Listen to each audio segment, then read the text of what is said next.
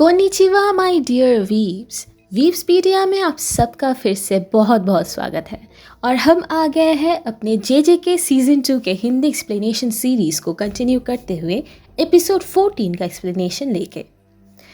अगर आप लोगों ने एपिसोड 13 का एक्सप्लेनेशन अभी तक नहीं चेक किया तो इस वीडियो के डिस्क्रिप्शन या कमेंट सेक्शन में आपको लिंक मिल जाएगा।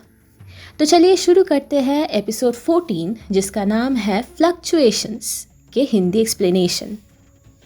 जैसे कि एपिसोड 12 में हमें देखने को मिला था कैसे केंजाकू जो गेतो के मृत शरीर को अपने कब्जे में कर चुका था, उसने अपने टेक्निक के मदद से एक स्पेशल ग्रेट कर्स जिसका नाम है स्मॉल पॉक्स डीटी उसको रिलीज़ किया था मेई और उई उई के अगेंस्ट लड़ने के लिए। तो अब एपिसोड 14 में इस पार्ट का कंटिन्यूएशन दिखाया गया है। एपिसोड शुरू होते ही हमें देखने को मिला कैसे मेई और उई उई उस स्पेशल ग्रेट कर्स्ड स्पिरिट के डोमेन एक्सपेंशन से जूझ रहे थे। मेई फिर उस कर्स्ड स्पिरिट के डोमेन एक्सपेंशन का पैटर्न समझ जाती है, जहाँ पहले एक विक्टिम को एक कॉफिन में बंद किया जाता है, फिर एक टॉम स्टोन के मदद से ज़मीन में गाड़ दिया जाता है, फिर 3 गिनते ही विक्टिम एक बीमारी से मर जाता है। मेई सोचती है कि वो अगर और 2 बार इस टेक्निक से हिट होती है तो फिर गेतो से लड़ना उसके लिए ज़रा मुश्किल हो जाएगा। इस कर्स्ड स्पिरिट का एक और फीचर मेई डिस्कवर करती है। वो नोटिस करती है कि कैसे वो स्पिरिट ऑटोमेटिकली उस विक्टिम को टारगेट करता है जिसका कर्स्ड एनर्जी सबसे ज़्यादा शक्तिशाली है। डोमेन एक्सपेंशन के वक्त मेई और उई उई के साथ 2 क्रोज भी डोमेन के अंदर आ जाते हैं। तो मेई फिर एक क्रो को मैनिपुलेट करके अपनी गेसेस और कैलकुलेशन को कंफर्म कर लेती है। उसके बाद वो एक प्लान बनाती है कि अगर उसको फ्रीली मूव करना है और उस कर्स्ड स्पिरिट के ऊपर अटैक करना है तो उसको उई उई को टारगेट बनाना होगा प्रॉक्सी देने के लिए। मेई फिर उई उई को पूछती है, उई उई तुम क्या मेरे लिए अपनी जान दे सकते हो? उई उई कहता है, मुझे वो खुशनसीबी होगी? क्या मैं आपके लिए अपनी जान दे सकता हूँ? दोस्तों, ये कन्वर्सेशन एक्चुअली एक कोट था जहाँ मेई बेसिकली उई उई को परमिशन देती है कि वो अपनी कर्स्ड टेक्निक यूज़ कर सकता है जिसका नाम new shadow style simple domain है। इस कन्वर्सेशन के बाद मेई और उई उई अपने प्लान को एग्जीक्यूट करते हैं। उई उई उस कर्स के आगे आके अपने कर्स्ड एनर्जी को इंक्रीज कर लेता है और मेई एक पत्थर के पीछे छुप के अपनी कर्स्ड एनर्जी लो कर लेती है।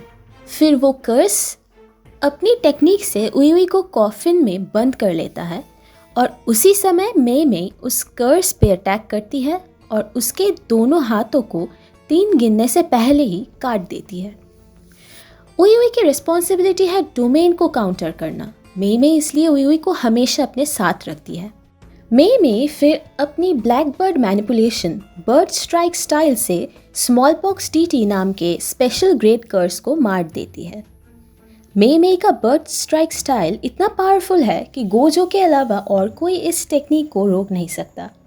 कर्स्ड स्पिरिट को मारने के बाद मेई फिर उई उई को पूछती है कि एक सॉर्सरर की एबिलिटी को इंक्रीज करने के सबसे फास्ट वे क्या है। तो उई उई बोलता है, बाइंडिंग वाव, जिसके लिए आप अपनी जान भी दे सकते हैं। फिर दोनों सॉर्सरर्स डोमेन एक्सपेंशन से निकल के फेक गेतो या फिर केंजाकू को फेस करते हैं।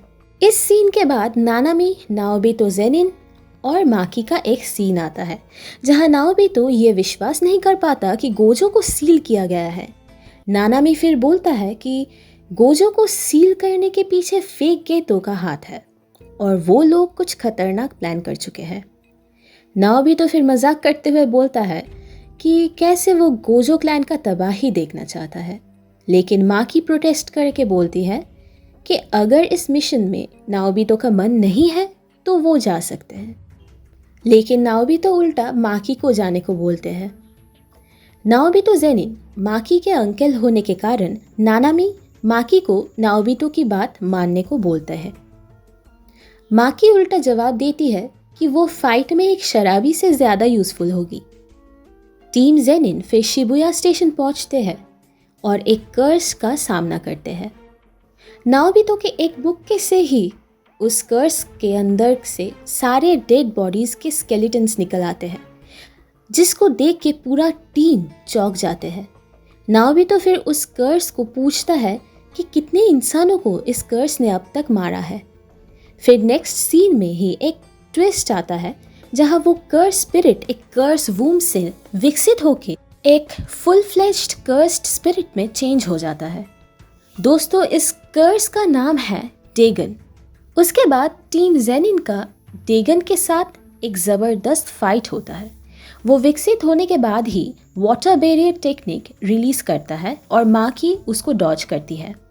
नाओबितो अपने टेक्निक से डेगन को एक फ्रेम में कैद कर लेता है और फिर नानामी स्ट्राइक करता है, लेकिन डेगन के ऊपर एक खरोच भी नहीं लगता।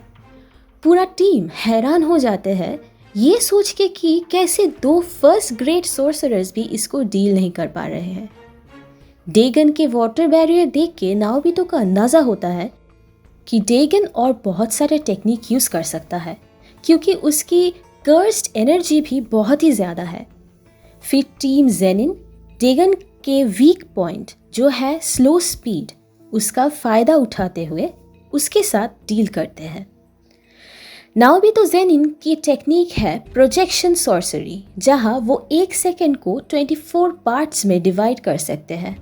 वो अपने फील्ड ऑफ व्यू को एक पर्सपेक्टिव या दृष्टिकोण जैसे यूज़ करते हैं और फिर पहले से ही अपने एक्शंस को सेट कर लेते हैं उस पर्सपेक्टिव को इमिटेट या फॉलो करने के लिए।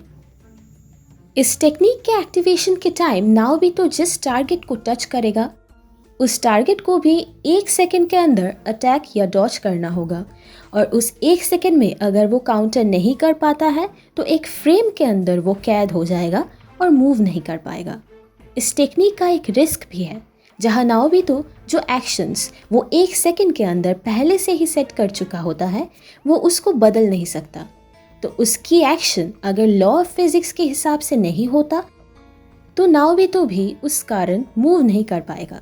लेकिन तब भी इस टेक्निक में नाओबितो जेनिन इतने माहिर है कि उनको फास्टेस्ट सोर्सरर के नाम से जाना जाता है, लेकिन सातोरु गोजो के बाद। फाइट सीन के बीच में डेगन अपना domain expansion horizon of the captivating स्कंध एक्टिवेट कर लेता है, जिसके कारण नानामी और माकी ज़रा मुश्किल में पड़ जाते हैं। लेकिन नाओबितो अपने secret art falling blossom emotion, जो एक एंटी डोमेन एक्सपेंशन टेक्निक है, उससे अपने आप को डेगन के टेक्निक जो है डेथ स्वॉर्म से समॉन किया गया शिकिगामीज उससे प्रोटेक्ट करते हैं। उस तरफ माकी और नानामी को शिकिगामीज अटैक करते हैं और दोनों ही शिकिगामीज के चंगुल में बुरी तरह से फंस जाते हैं। नानामी और माकी को देख नाओबितो का ध्यान भी ज़रा हट जाता है और उस समय डेगन एक पंच से नाओबितो को अटैक करता है। डेगन के डेथ स्वॉर्म टेक्निक की स्पेशलिटी ये है कि वो एंडलेस शिकिगामीज समॉन कर पाता है, इसलिए नाओबितो को भी कुछ शिकिगामीज नेक्स्ट सीन में अटैक करते हैं और इस वजह से नाओबितो अपने राइट हैंड को लूज़ कर देता है। इस सीन के बाद डोमेन में एक सरप्राइज एंट्री होती है मेगुमी की, जो माकी को उसका नान चाकू ला के देता है और डेगन के डोमेन को काउंटर करने के लिए अपना डोमेन एक्सपेंशन रिलीज करता है। लेकिन दोस्तों, मेगुमी का ये डोमेन एक्सपेंशन एक्चुअली फॉल्स है। वो असल में डेगन के डोमेन के अंदर एक होल अपने लेग के नीचे रेडी करके रखता है ताकि टीम जेनिन और मेगुमी डेगन के डोमेन से निकल सके। प्लान के मुताबिक जब सब एस्केप करने ही वाले थे, तब उस होल से एक सरप्राइज और अनएक्सपेक्टेड एंट्री होती है तोजी जेनिन की। इसी सीन के साथ एपिसोड 14 खत्म होता है। शिबुया आर्क सच में शानदार है ना? तो हमारा एपिसोड 14 का एक्सप्लेनेशन आपको कैसा लगा कमेंट्स में ज़रूर बताएं, और लेटेस्ट अपडेट्स के लिए वीव्सपीडिया के इंस्टाग्राम अकाउंट को भी फॉलो करना ना भूलें। अब मैं चलती हूँ और जल्द ही नेक्स्ट वीडियो में एपिसोड 15 के एक्सप्लेनेशन लेके मैं ईशा फिर से मिलूंगी। तब तक के लिए कियोस्केते कुदासाई ने।